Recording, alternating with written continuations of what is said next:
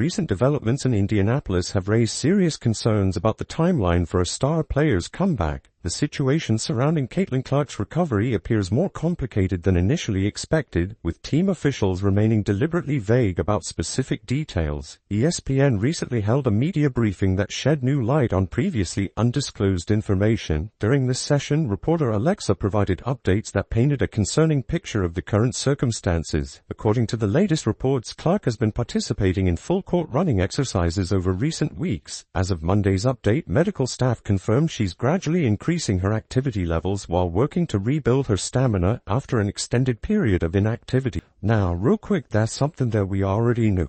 What understood is that Caitlin Clark has been doing individual drills. She has not went in like scrimmage with the team. She hasn't been there fully practicing with them, but from my understanding, she has been working with, However, she has not yet rejoined team practice sessions or participated in any group training activities. Sources indicate that Clark has been working individually with trainer Keith Porter, focusing on personal drills and running at full intensity. Despite these efforts, no video documentation of these training sessions has been made available to the public. The extended absence means Clark has now missed 11 games since her July 15th setback. With 11 regular season matches remaining before playoff competition begins, time is becoming a critical factor. Team management continues to avoid establishing any definitive schedule for her return to active play.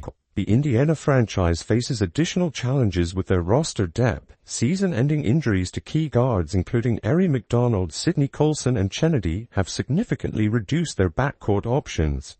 This shortage has increased pressure on the organization to determine when their star player might rejoin the lineup. Despite these concerns, Kelsey Mitchell has emerged as a reliable offensive leader throughout the campaign. The All-Star guard has consistently delivered 25-point performances while handling both guard positions effectively. Current league standings show a competitive middle section where several teams are battling for playoff positioning. The Liberty holds second place, with Atlanta claiming the third spot. Indiana currently sits in sixth position, though continued losses could potentially drop them to seventh or eighth place entering the postseason tournament. Meanwhile, other league developments have created additional storylines. Sophie Cunningham recently addressed various topics during a podcast appearance, including comments about officiating patterns and referee decisions. Regarding recent matchups against Phoenix, Cunningham acknowledged that previous podcast comments may have contributed to increased intensity during their encounter. She suggested that roster changes and coaching staff connections between the organizations had already created underlying tension between the teams. Cunningham also addressed officiating concerns involving rookie sensation Paige Bueckers. She expressed frustration with what she perceived as favorable treatment from referees during their recent game, claiming that minimal contact was consistently called as fouls in Bueckers' favor. These observations have reignited discussions about potential officiating bias towards certain players or programs. Cunningham's comments suggest that inconsistent whistle patterns have become a source of frustration for opposing teams, particularly when similar contact isn't penalized equally for all players. The rookie's exceptional talent and future Hall of Fame potential are widely acknowledged throughout the league. However, concerns about preferential treatment from officials have become a talking point among players and observers. As the regular season approaches its conclusion, multiple storylines continue developing across the league. Clark's recovery timeline remains the most significant question mark for Indiana's playoff hopes, while officiating consistency discussions reflect broader concerns about competitive balance.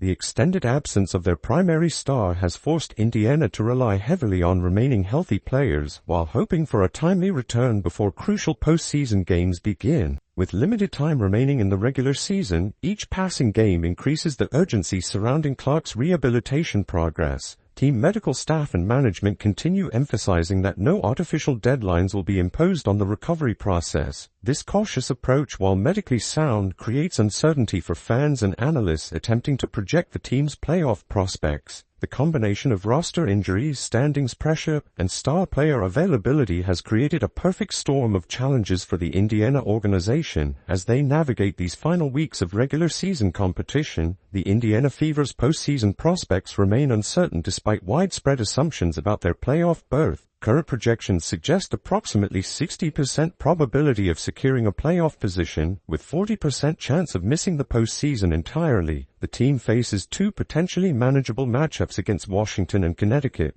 Washington appears largely eliminated from contention, while Connecticut operates without significant pressure. However, Connecticut poses particular challenges due to their defensive prowess against primary ball handlers. Their backcourt duo of Leon and Cy Rivers ranks among the league's elite perimeter defenders, specializing in disrupting offensive initiators, buying with house money. The Sun are really good at, unfortunately, is they are really good at pressuring weak ball handlers. That is their whole MO. That's how they beat us the first time. They have Leila Lacan and Sinai Rivers, two of the best guard defenders in the WNBA. They are extremely good at stopping guards. At stopping lead ball handlers like Sabrina Weather 36. But Sabrina just lit them up.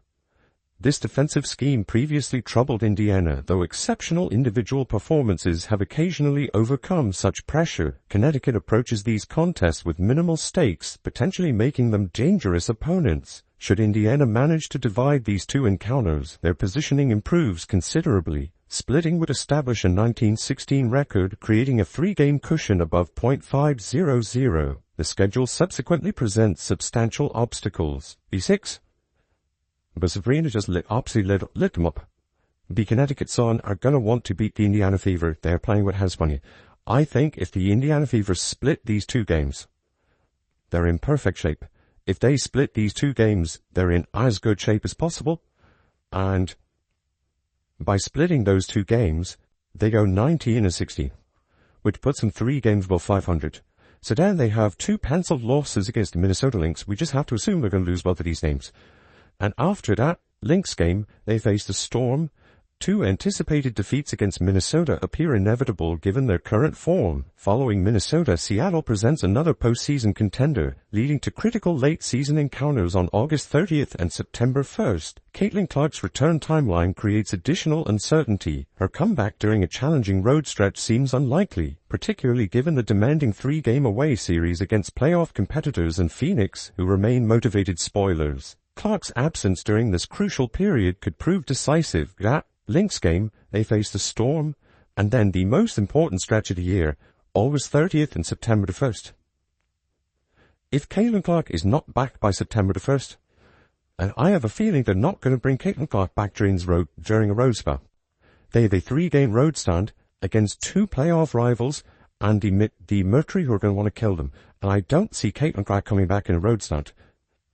So I think there is a chance that she ends up coming back. Should Indiana claim just 1 victory from their upcoming pair while subsequently falling to Seattle, their margin for error diminishes drastically. The closing schedule includes Las Vegas, Seattle, and Los Angeles, requiring minimum success of 1 victory from 3 opportunities. Recent Los Angeles momentum following their defeat to New York suggests continued competitiveness as they face Dallas next. Remaining opponents include Washington in another winnable contest, followed by Dallas again, then Phoenix likely resting players if playoff position is secured, Atlanta potentially resting starters if seeding is determined, Seattle in a crucial matchup, and Atlanta again to conclude the regular season. Atlanta's approach depends entirely on their final seeding scenario. Should they secure desired positioning early, roster management becomes probable across multiple games.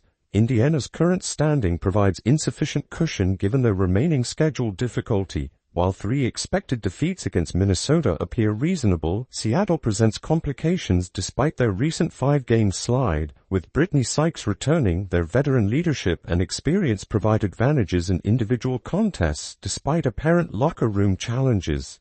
Las Vegas maintains persistent competitiveness, refusing to fade from contention. Recent coaching decisions highlight concerning tendencies. Yesterday's defeat demonstrated questionable strategic choices, including experimental defensive schemes against inferior opposition. The implementation of a modified zone defense proved particularly problematic. Traditional zone coverage positions defenders strategically across the court, with specific responsibilities for ball pressure and help defense. Indiana's variation featured a flattened alignment that eliminated crucial ball pressure while creating exploitable gaps. Wings they're going to almost certainly win that game. After phasing the Wings, this WNBA website's so shit. Like trying to scroll here. So who are they playing here? Sunday the 17th. It's not even let me click on it. They face the Mystics in a winnable game, but again, the Fever can win that. Then they face the Wings again. Obviously the Mercury's a tough one. I've no idea what this game is because I keep scrolling. It's the Fever game, obviously. And they end the season facing Mercury, who are probably going to be resting players for the playoffs. The Wings, they faced a trick. This modified scheme relied heavily on opponent mistakes rather than sound defensive principles. The flattened formation created vulnerable spots typically covered in standard zone defenses. Weak side rotations became compromised, allowing easy ball movement and open corner opportunities. Dallas exploited these weaknesses effectively, with Paige Becker's passing ability particularly damaging against such schemes. Player expectations regarding playoff participation may prove premature. While playoff chances remain favorable, guarantees don't exist in current circumstances. Historical precedent shows rapid momentum shifts. Teams experience both extended winning and losing streaks throughout seasons. Indiana should secure a victory against Washington, though Connecticut presents greater challenges. Marina Mabrey and Tina Charles consistently elevate their performance against Indiana, while Connecticut's defensive pressure could expose point guard limitations that persisted even against Dallas's weak defensive unit. Without improved point guard performance from Odyssey Sims or others, overcoming Connecticut's defensive pressure becomes extremely difficult, off ahead with their strength of schedule left. And the problem isn't even that they're facing the Lynx 3 times. I think it's fair to pencil 3 losses there. I think that's fair to say they're going to lose those 3 games. The Seattle Storm, they're on a 5-game slide. They might fall out of playoff contention, but I would assume with Brittany Sykes in, they're going to figure shit out. And I don't want to face them if I'm the Indiana Fever, even in the regular season, because I think in one-off games they've got the vets, they just have a toxic locker room. The Valks just won't go away. Washington also presents challenges despite their struggles.